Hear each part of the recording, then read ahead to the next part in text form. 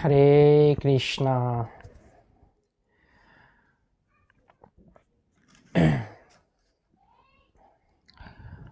ओम नमः विष्णुपादाय कृष्ण प्रेष्ठाय भूतले श्रीमते भक्ति वेदांत स्वामिन् इति नामिने। नमस्ते सरस्वती देवे गौरवाणी प्राचारिणे निर्विशेष शून्यवादी पाश्चात्य देश तारिणे। वाञ्छाय कल्पतरुभ्यश्च कृपा सिन्धुभ्य एव च पतिततानां पावनेभ्यो वैष्णवेभ्यो नमो नमः। जय श्री कृष्ण चैतन्य प्रभु नित्यानंद श्री अद्वैत गदाधर श्रीवासादि गौर भक्त वृंद। हरे कृष्णा कृष्ण कृष्ण हरे हरे, हरे राम राम राम हरे हरे। हरे कृष्ण कृष्ण कृष्ण हरे हरे, हरे राम राम राम हरे हरे। हरे कृष्ण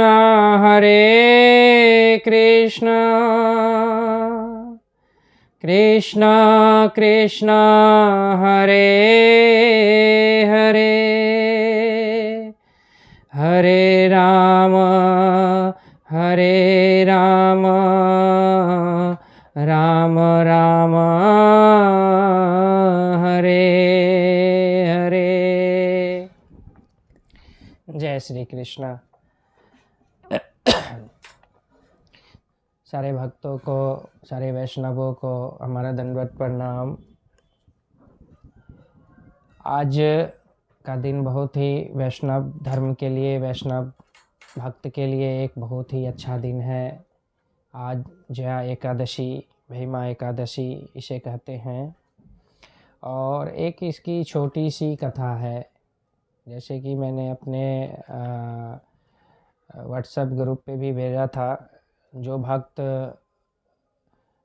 एकादशी का व्रत किए हैं उसको मैं सादर प्रणाम करता हूँ, क्योंकि एकादशी व्रत सारे व्रतों में सबसे प्रधान व्रत है।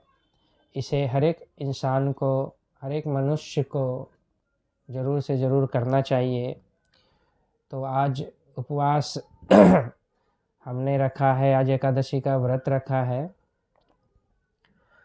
आज का दिन बुधवार है, 2 फरवरी 2023।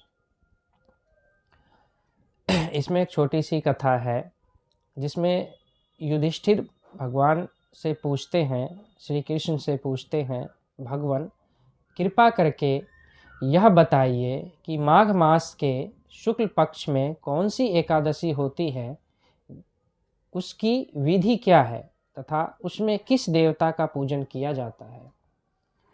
भगवान श्री कृष्ण बोले, राजेंद्र, माघ मास के शुक्ल पक्ष में जो एकादशी होती है उसका नाम जया एकादशी है। यह सब पापों को हरने वाली उत्तम तिथि है। पवित्र होने के साथ ही पापों का नाश करने वाली तथा मनुष्यों को भाग और मोक्ष प्रदान करने वाली है। इतना ही नहीं, वह ब्रह्म हत्या जैसे पाप तथा पिशाचात्व का भी विनाश करने वाली है। इसका व्रत करने पर मनुष्य को कभी प्रेत योनि में नहीं जाना पड़ता। इसलिए राजन, प्रयत्न पूर्वक जया नाम की एकादशी का व्रत करना चाहिए।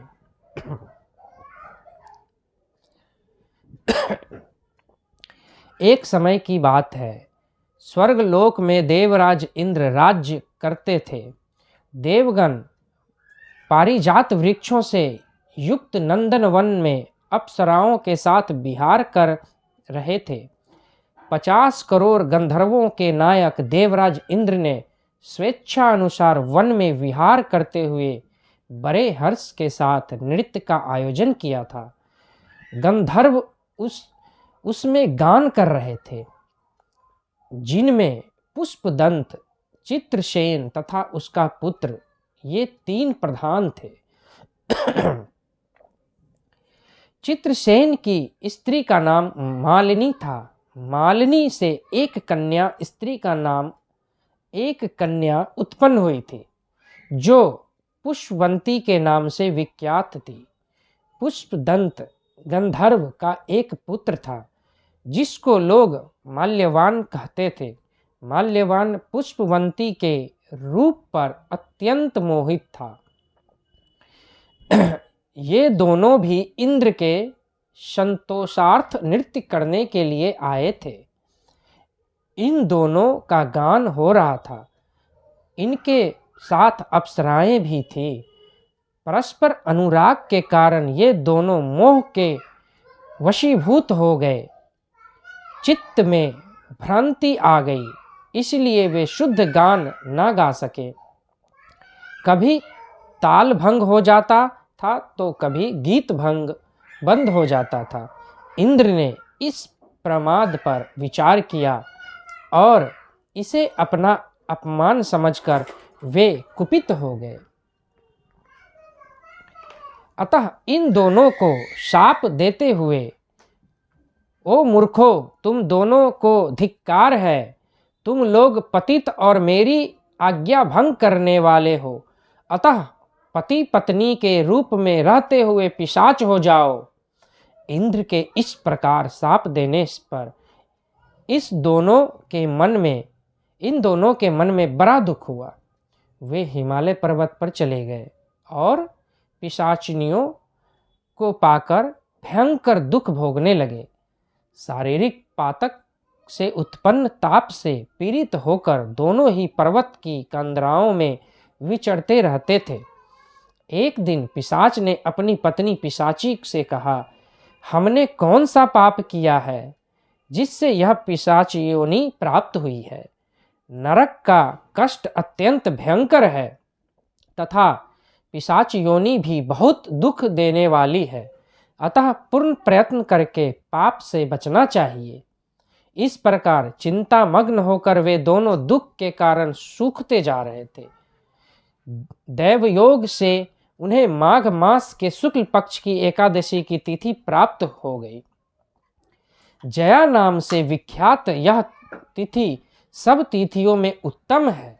उस दिन उन दोनों ने सब प्रकार के आहार त्याग दिए, जलपान तक नहीं किया, किसी जीव की हिंसा नहीं की, यहाँ तक कि खाने के लिए फल तक नहीं काटा।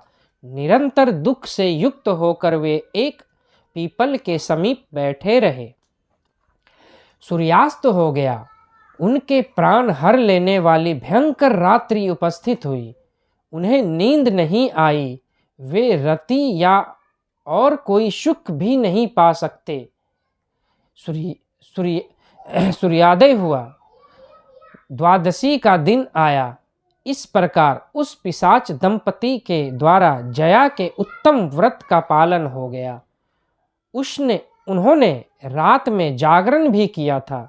उस व्रत के प्रभाव से तथा भगवान विष्णु की शक्ति से उन दोनों का पिशाच तत्व दूर हो गया। पुष्पवंती और माल्यवान अपने पूर्व रूप में आ गए। उनके हृदय में वही पुराना स्नेह उमड़ रहा था। उनके शरीर पर पहले जैसे ही अलंकार शोभा मान पा रहे थे। वे दोनों मनोहर रूप धारण करके विमान पर बैठे और स्वर्गलोक में चले गए। वहाँ देवराज इंद्र के सामने जाकर दोनों ने बड़ी प्रसन्नता के साथ उन्हें प्रणाम किया। उन्हें इस रूप में उपस्थित देखकर इंद्र को बड़ा विस्मय हुआ। उन्होंने पूछा, बताओ किस पुण्य के प्रभाव से तुम दोनों का पिशाच तत्व दूर हुआ है? तुम मेरे शाप को प्राप्त हो चुके थे, फिर किस देवता ने तुम्हें उससे छुटकारा दिलाया है? माल्यवान बोला, स्वामिनी, भगवान वासुदेव की कृपा तथा जया नामक एकादशी के व्रत से हमारा पिशाच तत्व दूर हुआ है।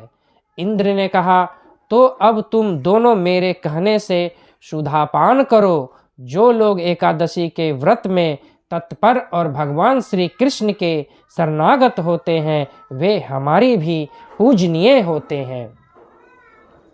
भगवान श्री कृष्ण कहते हैं, राजन, इस कारण एकादशी का व्रत करना चाहिए।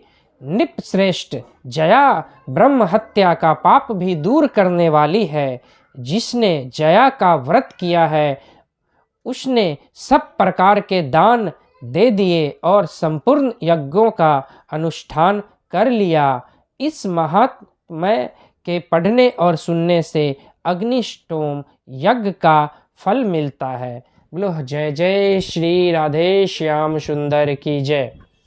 तो ये आज एकादशी, जया एकादशी का उपवास था और आज एक छोटी सी कथा जो मैंने आज आपको एकादशी व्रत में सुनाई है। ये व्रत आपको ज़रूर से ज़रूर करना चाहिए। घर में जितने भी सदस्य हों, जितने भी भक्त हों, सबको, सारे मनुष्यों के उद्धार के लिए ये व्रत करना चाहिए। ये एकादशी व्रत बहुत ही बड़ा एक पर्व है, पर्व नहीं ये महापर्व है, जो श्री कृष्ण, जो श्री वासुदेव, श्री केशव के लिए हम लोग करते हैं। और ये उनके लिए नहीं, ये हमारे लिए है, क्योंकि हमारा उद्धार होता है, कई पापों से हमें छुटकारा मिलता है, हमें पुण्य कर्म का योग मिलता है, हमें भक्ति का दान मिलता है, जिससे हम श्री कृष्ण की भक्ति करने में हमारे लिए